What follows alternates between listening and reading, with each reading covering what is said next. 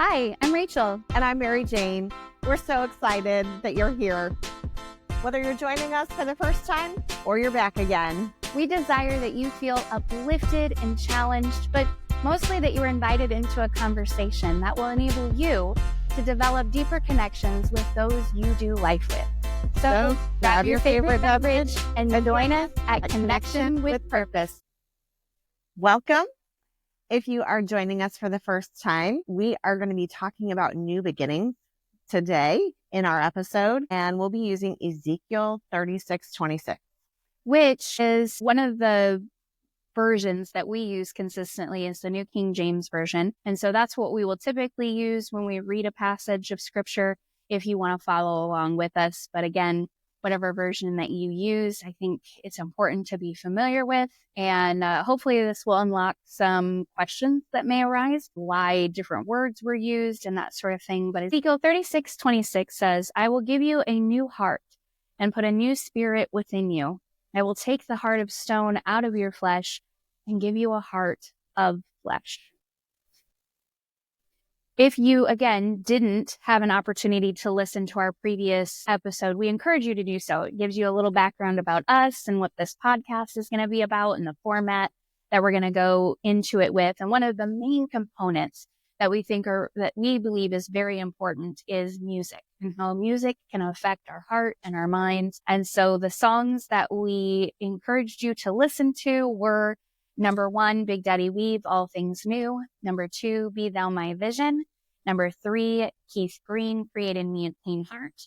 Number 4, Unspoken. And number 5, Consumed by Fire, Walk with Jesus. And so all of those were chosen because, again, this idea of new and beginning, and specifically for me, I do a lot of the song choices. Again, I'm constantly listening to music throughout my day, but one of them actually made it in kind of in the midst of the study for me. And that was Keith Green's Create in Me a Clean Heart, because as I was studying, I was brought to the passage, or I guess recalled, maybe is the right way to say that, the passage in Psalm 51, and he's begging God after Nathan has confronted him with regards to his sin in Bathsheba of create in me a clean heart. And that is one of the main reasons why that song came back to me. Song, my dad loves Keith Green, and so that's probably why it came to my mind. Another song that was chosen in there was the Consumed by Fire, Walk with Jesus. I will be honest, I have never really liked the hymn, I Have Decided to Follow Jesus. And I think in twofold. One, I'd never heard the story behind it. So recently we had a missionary come in and share the story behind why that song was created. And when I heard that story, it changed the outlook of what it meant. For me, when I had sang it previously, you get to the end of, and I won't turn back. And I thought, I turn back all the time. I go back to my flesh. I go back to my own ways. I go back to, I got this, God. And I just felt like I wasn't being honest with me singing it in that way. And so one of the things that I would do when I sang it was I would sing, help me not turn back. So help me not turn back. Help me not turn back. Because that is my desire. I don't want to go back to those things, but I do. And so that was one of the areas. And I do that, you will find as we continue this and get further into episodes, I do that with contemporary music. I do that with hymns. I'm constantly evaluating, do I agree with what this song is saying, or can it be tweaked? Would I make this slight adjustment so that it would sound different and I would feel more genuine singing it? And so that was some of the things that stood out for me in the music. I would love to hear, again, if you haven't already, put down what song really felt like it put you in the right place with this particular verse. But as we discuss this first, let's go ahead and jump into the questions. So you'll also find that we ask that you ask yourself 4 questions, and we'll have conversation in answering these questions. In case you're wondering, because I would wonder this, listening to somebody on a podcast, do we rehearse what we talk about, like what our answers are ahead of time? And not really. Like, we talk about the questions, like we knew that, these were the questions that we were going to have, but we don't really talk about the responses because we want it to be an open and honest conversation and really see where God led each of us in a different way. So first question is, what is this passage about? So after reading Ezekiel 36, and maybe you went even further before that or after, what did you get the sense of that passage was about? I think it's about restoration. God was restoring Israel at this particular point and looking at how to sanctify his name through the process. And I think as I looked at this passage, I was like, oh, God gives us the new heart, which I thought was a great picture of Christ coming and salvation. He changes my spirit. And I have to think about that in terms of, I have a heart of stone. And that he helps make us sensitive to the things that please and displease him. Because the things I do in my own mind are right. Right. I'm validated, vindicated, whatever you want to say there. Yeah. But God has to open my eyes. And just like that Psalm 51 that you were talking about creating a clean heart, David was just confronted with his sin. Yeah. And I think sometimes it's a really hard pill to swallow. Forgive my healthcare pun. Hard pill to swallow when we have something in our life that needs to change. Or if somebody comes to us and tells us that, hey, maybe your response wasn't the best, we get really defensive and offended. God doesn't want us to have that heart of stone. He wants us to have heart of flesh. And to me, that wording kind of messes me up because I think we're living in our flesh and not in the spirit. Yeah, that's true. And then I'm like, wait a minute, what is that? Yeah. But in the process, he's cleaning our heart. Yeah. Through Christ. And I think that is so important because that is where our hope is. Yes. And that's where Israel's hope was. Yeah. In this passage. Like Ezekiel was like kind of at his wit's end. Yeah. I mean, and we've all kind of been there. Yeah. Right? Sure. We've kind of been at our wit's end. And so here he is saying, I'm going to give you what you're asking for. I'm going to give you restoration. I'm going to give you all these things. So that's kind of what I got out of it. No, I love that. Again, like you'd mentioned, you read about basically what Israel had done. And I think that anybody who's studied the Old Testament, we can summarize it of like restoration, walk away, punishment, restoration, right? Like there's just this continual cycle that Israel finds themselves in and that we can often find ourselves in. And I think what stood out to me specifically was, again, this being in the Old Testament, right? So it had a lot of foreshadow of this, and not only restoring Israel, but like you said, when Christ comes and now we can have this clean spirit consistently through the Holy Spirit, but even that in of itself I almost got that full picture of when Christ comes back to reign. Mm-hmm. Like that is when you have this perfect relationship that is once established again. And the passage goes on to talk about the valley, of course, was desolate, because of the wars and everything that had happened, but it'll look like Eden again and it'll be lush and beautiful and have everything that we need. And then what I found even more fascinating was that chapter 37 is the dry bones. I know. So then Elijah, of course, again, in and of itself, I could write like a whole, what would it be like as a prophet to hear these words from God and see these things unfold of just trying so hard to get the people to understand. He is all powerful. I watched dry bones and then kind of the freakiness of it too, right? Like you're just watching the sinews, come together. And then he talks about, bring the breath from the four corners of the wind. And it's like, what's this army going to do, God? Like what you got in store here? But just the whole picture of it all. And then coming back to this idea of, give you a new heart and a new spirit. And like you touched on, it's not something that I can work up in myself, right? So it's not something that I can wish for. We just got done with Christmas. When David, again, went before God and pleaded with him, he knew that it could only come from him.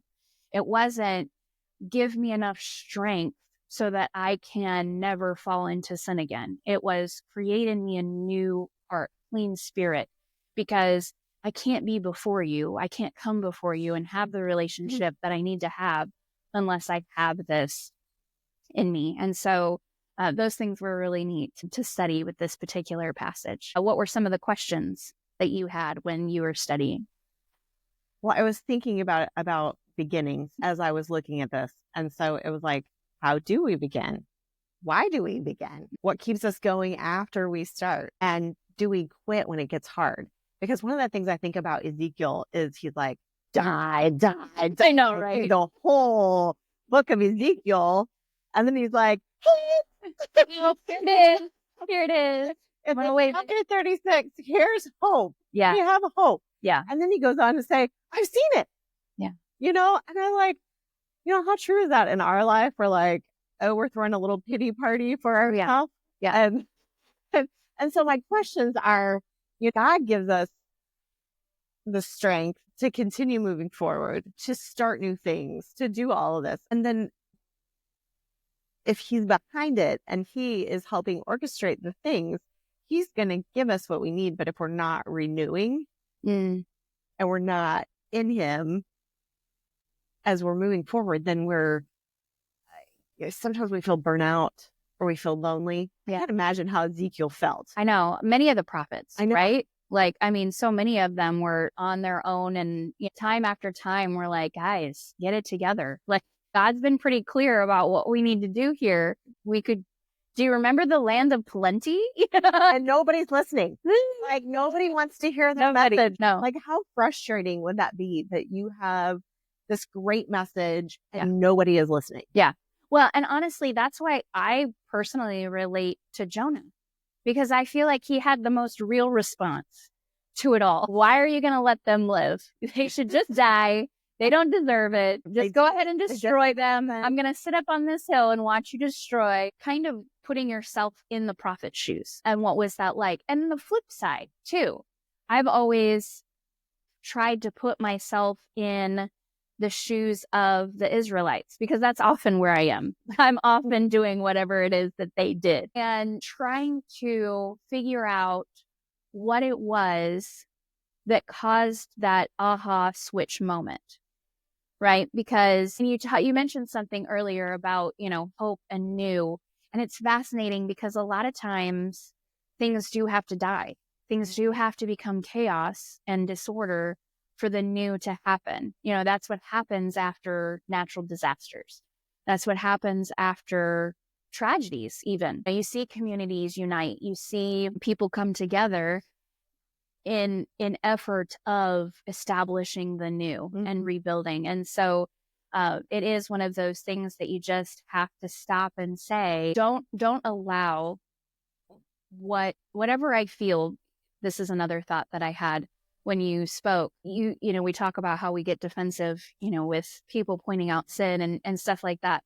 Many times when I'm angry about a sin, I will often say, Lord, help me to feel that way about my own sin, right? Because if we can come to that place where we do, because David felt that way, right? He was so angry when Nathan was talking about this man. Who is this man? This is awful. I'm going to have, and that's where we do. It's so easy to fall into that and not have it be self-reflective. And so I think that was the biggest thing for me as far as questioning goes, of what is it going to take to get you to see it? Where are you finally going to turn around and see that I have this new spirit, I have this new life, and it comes with many wonderful things, but you have to be willing to say, I'm ready and I'm willing, and that, kind of surrender, if you will. So I love it that it's a choice. Yes. It's not forced on us. No. I mean, he could have easily made things that were forced on us. Right. But that's not love. No. Yeah. He wants us to come like our own volition, like our own acceptance of what he's giving. Yeah. And taking it as a gift. Yeah. Not something that we earn. or like, okay, fine, you did these steps, now I'll give you this. But but rather, or here's the carrot, I'm going to dangle this carrot. Keep going, you're almost there. It's like running on a treadmill for the piece of cake. That's right. I want it. Oh, that's great. So when you were reading this particular passage, how did it speak to you, or how did it make you feel? I already said hope. Yeah. But I love that God renews us, and he renews us daily. And that if you have a bad moment, like, don't we all have those bad? Oh, yeah. Maybe it's just daily. Or I have a bad moment and I'm like, he can renew that and bless us in the next moment. Yeah. I get maybe a little frustrated sometimes with myself when I have that bad day mentality and that one thing is going to ruin my whole day. Yeah. And I'm like, no, I can't let it, because God can renew me in that moment. Yeah. No, I love that, because I think that, and maybe this is true for some people watching, we sometimes get this thought process that we can only be renewed at church, right? When we come Sunday, that is when, but somehow Wednesdays are not a day for renewal. And yet it's not true. Any day, any moment can be that moment where we say, all right, I'm going to need the renewal. I got to call out and I got to cry out for the cleansing and for your spirit, because. Yeah. And I think it also gives us hope for change. Yeah. Because, I'm a redhead, so I have a hot temper. I'm not really a redhead. No, I get what you're saying. I get what you're saying. I'm Irish, so I automatically have this. I grew up in a that always yelled. Yeah. Everything was a battle. Yeah. Everything was a fight. Now we have hope to change the things that God wants us to change. Yeah. We're not a victim, if you will, of circumstance. Mm-hmm. That he gives us that hope for change, and he can guide us and strengthen us to make those changes in our own life, which I think is so powerful. Extremely. And not only that, but that, and you kind of hit on this already, but that it's not, oh, well, you're more spiritual, so you get the renewal faster, right? Like the DMV, we don't have a special ticket, right? Like you don't have to wait in line. Yeah, exactly. So it's an automatic thing and can happen at any moment. But to your point, the hope can only come if we're willing to humble ourselves, right? So the change can only happen if we can recognize the way that God sees it. Because too often in life, at least in my life anyway, I'll find excuses. I was the queen of excuses. I could find the workaround, probably still to this day, if you were to ask my husband. In fact, he said something this morning to me, and he was like, listen, I want to define the terms of what I mean by this. Here's the contract. Because he knows me well enough to know that I will find a workaround. You said this, but I could take it to mean this. And so we have to come before God and recognize why whatever the action is not going to serve us for the future. We have to call out sin and the reason behind it, right? I've heard it said before, and I'll say it again. We sin. Why do we sin? Because we enjoy it. That is ultimately why we sin. If we didn't enjoy it, we wouldn't do it. Like, that's life. And it's often the easy path. Exactly. It's the path of least resistance. Yeah. And so we have to recognize those elements before we come to God and say, I wanted to take the shortcut. I wanted to fill in the blank. I wanted to respond because it would make me feel better if I said whatever it is. If it feels good to say it, you probably shouldn't. You probably shouldn't, right? If all of a sudden you're attacking a person and not the problem, you're not hitting on the same team anymore.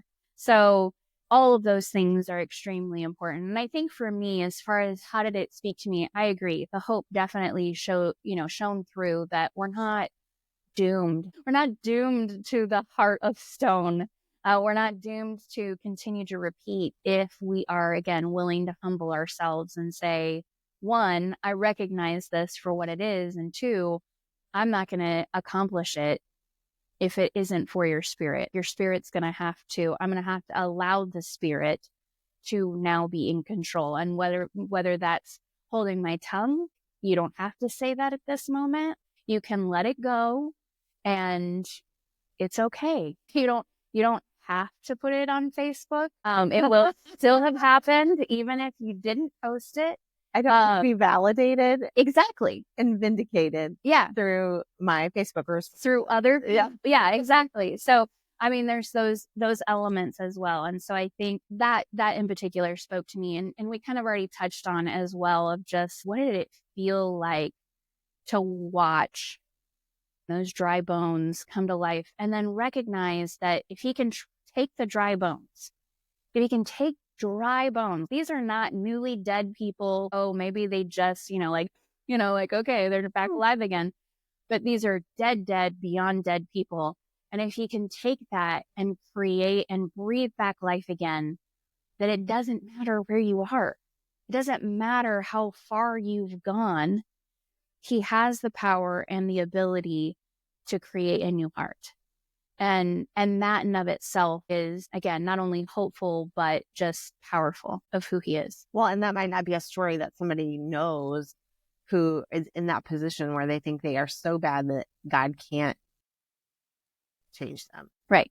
Like, I've gone so far beyond, there's just no hope. And it's like, oh, no. He took the dry bones. He's got this. He definitely can change. And not to say that it won't.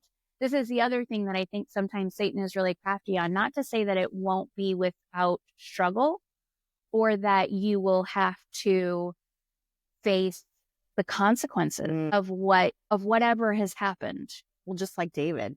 Right. I mean, he faced some very serious consequences for his actions. Right. And God forgave him. So he did these awful sins, and then he was still restored. Yeah. And I think that we can kind of see that a little bit more in David's life when you can see the sorrow he has over Absalom. I've never been betrayed by my child. I've never had that to the degree that David did, and yet still just have the heartbreak. I think it's because, again, he went through this and was able to see, I can remember when, and I wish, and I am grateful that God was able to restore me. And while, again, Absalom died, I think if Absalom would have come and had the same, I don't know what I was thinking, I'm so sorry, I think David would have also restored. I think he understood it to be able to say, I can then make this right again. And again, maybe he wouldn't allow him to have parties with certain officials, but there might be some more colluding going on. You cannot network. It's not allowed. Not allowed, but you're welcome back in the palace, and you are still my son. So all of those things can still be true as well. Well, and if we move to the New Testament, we have the example of the prodigal son. Yeah. And his father still took him back, which is a great picture of God taking us back. Yeah. No, I love the prodigal son story. And not only for that reason, but I love the other son. And because again, I relate to the other son. I am the, what about me? Did all of my faithfulness mean nothing? I'm going to focus on me, not my brother that's returned. Not going to be happy about that. We're going to talk about me. I can relate to that, but it is a beautiful picture. And well, if anybody has children or siblings, they can relate to that story. For sure. Really? Are you serious? You're going to throw him a big party? A party? Because he came home? Because, he took all your money. That's what it takes. What's going on? For real. And of course, the father, in the same loving way, says to the other son, all that I have is yours. Your brother will forever. And again, going back to the consequences, right? Your brother will forever be your servant because of the choices that he made. And just that, oh yeah, welcome back. So glad you're here. So glad you came. So, yeah.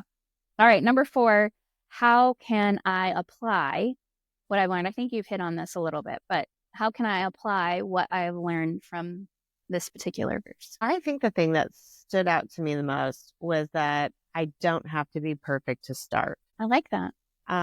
Change is hard. Mm-hmm. And I think that I am going to revert back to old behaviors. Yeah. Always. But God offers grace and mercy.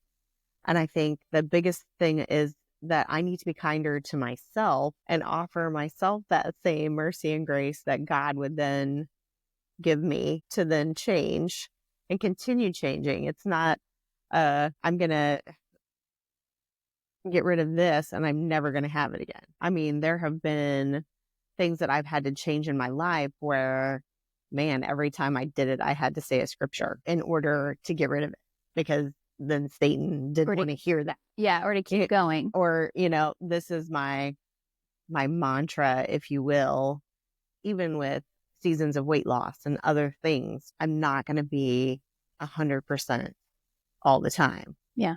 So how do I give myself grace in starting new things? Yeah, no, I love that. And recently I saw a Facebook reel, and it's like two penguins. They're adorable. And they're like talking to one another, and they're like, what if a friend came to you and said that they were struggling and that they had a hard time, and then the other penguin is like, well, I'd offer them encouragement and I'd tell them that it was going to be okay.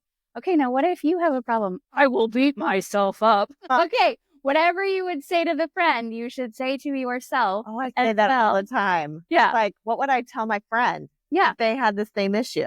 Yeah. And then we're always tougher on ourselves. Repeat that back, right? Repeat what you would say to your friend. For me, how could I apply it? You kind of, again, touched on it already, in that the idea of a new spirit and a new heart isn't, yes, it comes at the moment of salvation. And it's beautiful. And Christ, when we recognize what Christ did on the cross for our sins and accept what he did, we automatically have a new spirit. But this idea that it can be at any moment, and that if I haven't responded correctly to a child, I can go to them and say, hey, I got really upset over something that was not a big issue, and I am very sorry for that. I need to respond kinder, and we're going to work towards that. And would you be willing to accept my apology? And that's okay. Mm-hmm. That it's okay to have it at that moment, and not necessarily, again, wait, right? We're like, oh, I shouldn't, Lord, I didn't respond right to my kid. I really should have, helped me in the future. But instead, take that moment and renew the spirit in that moment. And I know that that's not always the case. Like sometimes, again, we have an argument and that person leaves. So we can't in that moment make it correct. But as soon as we can, as soon as it is the right time, we need to be able to do that, instead of just, I think sometimes we think we can just put a Band-Aid over it instead of really fixing, the problem. Oh, well, I prayed about it. Like somehow that will magically fix. That's our paradigm. The relationship. Yeah, that's somehow that fixed it. If you were hurt and somebody was like, oh, well, I prayed about it. Yeah, but that didn't help me. I'm glad you prayed about it. What it. exactly did you pray? So. Was it for me? Was it? Or was it for you? So I think that probably was the biggest thing for me, of just, it doesn't have to wait. The new spirit can be at any point that you need that, and coming before him and asking for it. Well, and I think the consequence, or that next step, is to make it right. If you've offended somebody, or if you have hurt somebody either intentionally or unintentionally, I think sometimes they're like, well, that's not what I meant by it. Right. And, my head, people's perceptions is their reality. So sometimes, even though that's not how we meant it, or how it came across was different than what we meant, sometimes we still have to fix those things. Absolutely. Again, it doesn't really matter. I tell this to my kids all the time. Well, that's not what I meant. Okay, but this is how you made somebody feel. And if that's how you made them feel, whether you meant that or not, like, I'm glad it wasn't intentional. If it's intentional, we got another whole issue we got to work through. But we still have to recognize and validate how somebody felt. And what can I do? Again, it's not necessarily, I think sometimes we get so defensive because we think that this idea that somebody's, a spotlight shine on us. Like, why did you do that? It's more of just, okay, well, let's talk through. And what's another way that I could say that so you don't feel, again, attacked, hurt, fill in the blank, because I don't want that going forward. And ultimately, that is what comes back to is, do we want to restore that relationship with that individual or not? And what is why would we, why would we want that? And I think sometimes in the midst of the moment, we're like, I don't really care if they come back. At least that's me. I'm okay, but again, what are kind of, where's my testimony in that? Where is, it's so much bigger than how I feel at that moment. I think even when we get angry, and just coming off of Christmas, we get angry at salespeople or we get angry with somebody, we lose our cool. Yeah. I'm going to put that Yeah. in air quotes. Yeah. But even that in and of itself is part of our testimony. Yeah. And how we treat other people. Absolutely. Absolutely. Yes. And I'm probably from my mother, but I have heard it said that if you want to know a person's character, watch how they treat someone that can give them nothing. So they can't give you anything. How will you treat them? And that will show you their character. And that's true. It's very true. How do you, treat wait staff? They can't, outside of, yes, they're bringing food. Yeah, exactly. No, that's what I was going for. Outside of those kinds of things, they really have nothing to, offer you. So how are you going to treat them? So definitely. And my other thought with that came into my head was Lamentations 3, 22 through 24, where he talks about our mercies being new. Oh, yes. And our every morning is in the Lord. And the fact that was like, we talked about the prophets, that was Jeremiah's testimony. Yeah. Because things were hard. Yeah. He felt alone, but he had hope. And I love that because I feel like there's so many people that are struggling with being alone. Yeah, especially now. And things are hard or difficult. And we forget sometimes that our hope is in something bigger than ourselves. And even though things are hard or things are happening around us that we cannot control, we still can control how we'll respond. Our response. Absolutely. Absolutely. Well, again, we look forward to your responses and how the Lord spoke to you and some things, maybe some questions that you had. I'd mentioned previously, if you go back, sometimes my questions have to do with the culture and society. And it's okay if you don't have an answer for a question. Sometimes that happens with me. Again, I will ask questions like, did Mary have siblings? We don't know the answer to that. It's just a question that comes up because if you have siblings or you don't have siblings, your life is different and how you respond to people is different. And so sometimes, again, the questions that you have, please don't feel like you have to have the answers already to those questions. That is the point of this, is gathering together and coming together. And maybe we will have answers and maybe we won't. And that's okay, but that we're looking at the scripture and allowing it to speak into our lives where we are today. So with that said, we're going to shift into the coaching aspect. And so give the people the theme, if you will, for the coaching aspect for this episode. Well, and I think part of new beginnings is setting goals. Yes.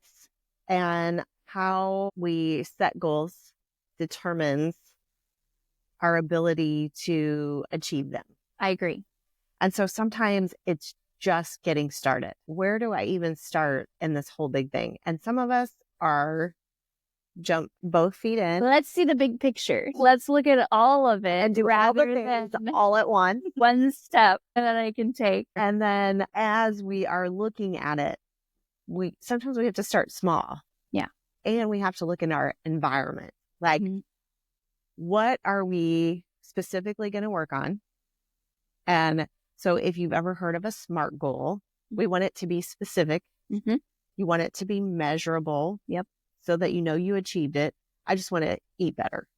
Okay. Right. And like, what does that mean? I want it to be achievable. I want it to be realistic and time-based. Like, how long is it? How long do you think it's going to take for you to get to your goal? Oh, interesting. I haven't heard that with the time. Yeah. I've heard of a SMART goal, but different for the time. So that's so looking at how we can then plan that goal. And it was kind of interesting because my women's study Bible said that goals are dreams with action and a deadline. Yes. Otherwise, it's just a dream. Yeah. I want to do this, but I don't want to put in the effort or the time. But I think the flip side to that is true as well. I think that you can genuinely want to make the change. Like, I'm very logical in my thinking. I am very much a step. How do we get there? It'll be on another episode, but I wanted love to be like a check, like you'll feel this and then this will happen. And then that's not what love is. And when it comes to goals, this idea of let's take what you said of, like I want to eat healthy, and people will mean it genuinely. Like, I want to eat healthy, and they'll even pray, Lord, please help me to eat healthy, but they won't take the next step of specific. And I think that's where a lot of times people will fall into a trap, because then they think to themselves, I can only eat salads, and they hate salads. I don't know why you choose that. It should be at least a little enjoyable. Not attainable, right? I think that with exercise, people are like, I'm going to do these HIIT workouts, or I'm going to do this, or I'm going to do that. And I'm going to do a program that makes me hurt and I can't walk the next day. And then I'm not going to do it. Yeah. Because it made me hurt and I don't want to do it. Where you sometimes have to think about, I can't get up and off the stool if I need to.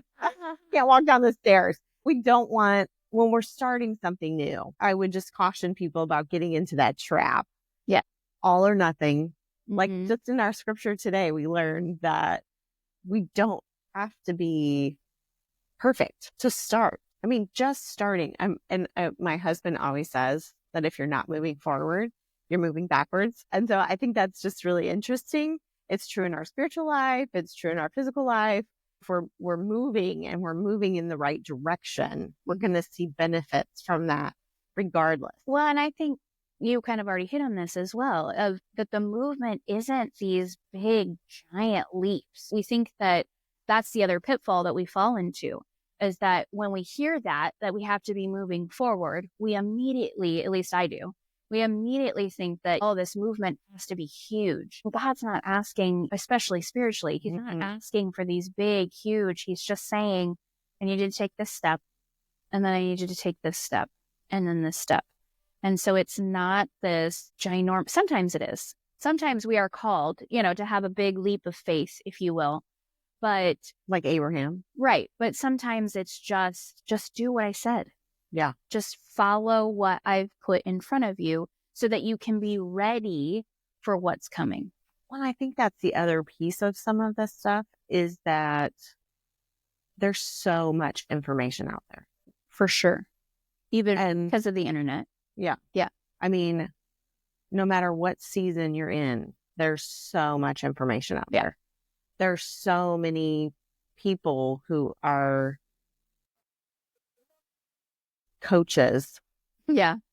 I say that loosely because there are board certifications. Yeah. And if you have questions about that, put it in the chat. I'll be happy to answer those questions about who are board certified coaches versus somebody that's trying to sell you a product. I think, or a gimmick, or the new steps. Yeah, steps. And I get it. There are some products that are helpful. Yeah. And it's okay to experiment and use some of those things. Yeah. But as we're thinking about new beginnings, you don't have to buy a ton of stuff in order to get started. Well, and I will say, I sometimes fall into the trap of, I need to spend X amount of dollars, so then I'm forced to use something. That's terrible, but I've done it. I have done it for multiple things, not only health, but face care, like all these different things. And so I agree. One of the things that I have learned is that it is just these small steps and these small obtainable. I think that's a key one. Again, if you don't like salads, then don't do salads. There are other ways to get in fruits and veggies. Maybe it's a smoothie. That's what it was for me. Like, eventually I came to really enjoy a good salad. I can't do the same thing multiple times, or I'm people are just happy eating the same thing over. Yeah. Just tell me what that's what they need. They need it's done. Yeah. I don't have to think about it. I said in my information that I love to cook and I love to spend time in the kitchen. So my husband will tell you that we never have the same meal twice. Even if I make the same type of thing, it still may not taste the same. It's different because I am not a recipe follower. And so I'm like, this sounds good today. And this is what I have. Yeah. And I live in nowhere. So sometimes I had to make a substitution. I'm going to have to call you out on living in the middle of nowhere, because I know that there will be friends of mine who will be like, oh, yeah. how far is your nearest Walmart? Because I used to live in a place where Walmart was 50 miles away. Oh, yeah. It was the middle of nowhere. And we love you, middle of nowhere people. I know what it's like. And so, yeah, you are forced. But again, that could be another whole podcast about how brilliant my husband was for taking me out to the middle of nowhere and then back into civilization, because it taught you that you can do, and you can figure out what's in your pantry, eat in your pantry. I don't have to just go out for convenient, because that's just my mindset. But anyway. We can't do takeout here. Yeah. You have to drive to get takeout. You do. They won't deliver it. So we do not have DoorDash, I will say. So for those of you joining us from a more metropolitan area, you probably would consider us out in the sticks. Very much so. So anyway, that's kind of what I would say about goal setting. And if you are interested in coaching is an opportunity for someone to do one-on-one assistance with your goals, to provide that accountability, to meet you where you're at, to help you decide what is the best thing for you. You are the expert in your body. And so a coach will come alongside you and help you to develop those things. And so it's a little bit different than somebody giving you a prescription program. I think the other thing that's key about a coach is that they help you when you fail. That is truly, I think, a huge benefit, because we already kind of touched on, we can be our own worst critics. I'm never going to get this. I don't know why I even bother. And then it's done. Or like January 8th, done with the New Year's resolution, whatever it was. And so I think that is the beauty of coaching, of just somebody coming alongside of you and saying, okay, well, this was the goal. So then maybe that particular, whatever we put down as being obtainable was too big. So let's shorten it, and let's look at the time frame, and, and all of those different aspects. And maybe we didn't put down measurable things. Maybe this was something that we couldn't pinpoint our progress, and that's what's hindering your success. So, and it could also be that you actually are being harder on yourself. Yeah. Like, oh, you met your goal 50 to 60% of the time this week. Yeah. And so, and you think you're a failure. And you think you're a failure. And your coach is like, oh, yeah, like, look at the progress you've made. It's not the 0 and it's not 10. You're up here. My health coach is amazing. And she's always telling me to reframe, because like, if I made a choice, I made a choice. Did I make the best choice? Sometimes yes, sometimes no, but it was still a choice. And like you said, a coach can really dive into what were the circumstances behind why you made that choice, because that in and of itself can then help reframe how you see and food and exercise, all of those different things. And it helps you overcome connection. Sometimes that's our biggest struggle, is that we are trying to connect with people and we don't want to bring our own food, or we don't want to make concessions. And having a gluten sensitivity, that has been a real issue, because you don't want to offend somebody. And so that continues to be one of those issues that I think we don't always think about, is that it's about the connection, how we are with people, as opposed to meeting our goal. So we are making a decision, but it's based on some of our core values instead of other things. And I think a coach can really help think through those things. So no, that's fantastic. All right. The next section that we want to jump into is right in our name, and that is connection, and bringing you a question that correlates with the theme that we have for the week. And so our question that we hope you answer and that you get a chance to ask someone else to help develop connections is what? What personal goal are you working towards right now?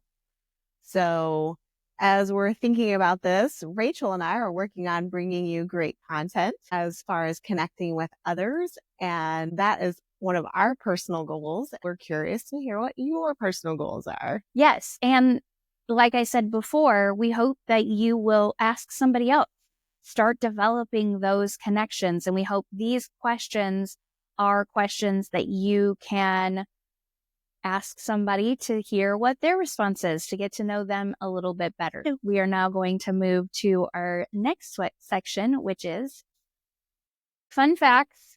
So we'll do this every episode. We will do our top 5 in a different category every week.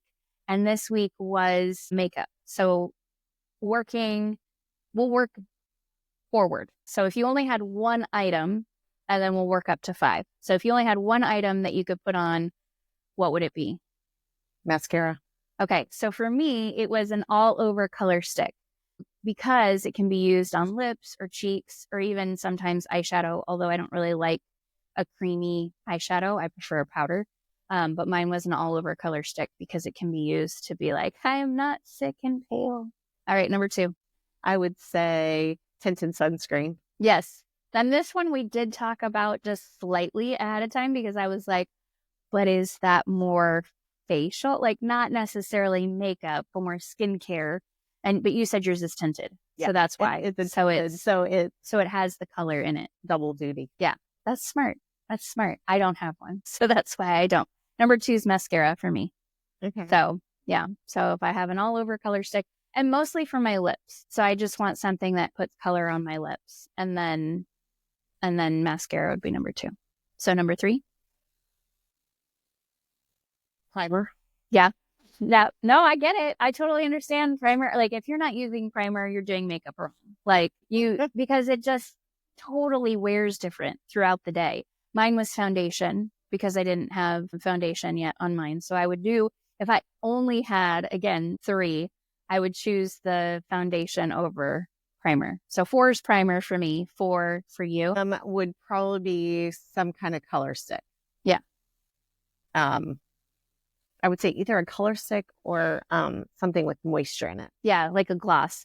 Originally, I had lip gloss, like a lipstick lip gloss. But then I was like, but color stick, I get the blush too. Like, I was like, I will go with that one first. And then number 5 for me was eyeshadow. Like I love just playing around with the different colors and matching outfit kind of thing. I would be an eyeliner. Eyeliner, yeah. It's a good one. I think I chose eyeshadow because it's so versatile. So again, I can use the eyeshadow on my eyes. I can use it on my eyebrows. I can use it as a liner. So I think it was kind of one of those things that I was like, she's logical and thinking. I have a palette. I have all of them. I've got them all right here. And this just shows you how we think. Yeah, pretty much. This is how we process things. So, all right. Well, last but not least, we do encourage you to, again, leave your top 5. Let us know what would be in your makeup bag. What are you not leaving the house without? And what other fun facts do you want to know about us? They might already be on the list.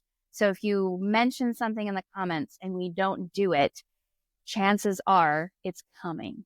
Like it's already on our list to discuss in another episode, but definitely let us know what you think. And as we wrap up this episode, we have to let people know what to get ready for our next episode. So what's our theme and verse going to be for the next one? All right. So our next episode, we're going to be talking about love. And so the verse that we're going to use is not 1 Corinthians. We are going to talk about John 14:23. So if you want to go ahead and study that, then we'll come back together with questions. Yeah. And the songs that we have for this one, there are so many songs about love. So please don't hate me if your favorite didn't make it. But we have the hymn, The Love of God. We have Toby Mac, Nothing Sweeter. Fighting for Me by Riley Clemens. I Could Sing of Your Love Forever by Delirious, and the hymn, How Deep the Father's Love for Us. So we look forward to seeing you on the next episode. Thank you so much. We hope you enjoyed the conversation and can't wait to hear more. If you like what you heard, be sure to subscribe, like, and follow us at connectionwithpurpose.com so you never miss an episode. We love having you as a part of our community. Until next time, stay connected because the best conversations are the ones that bring us closer together.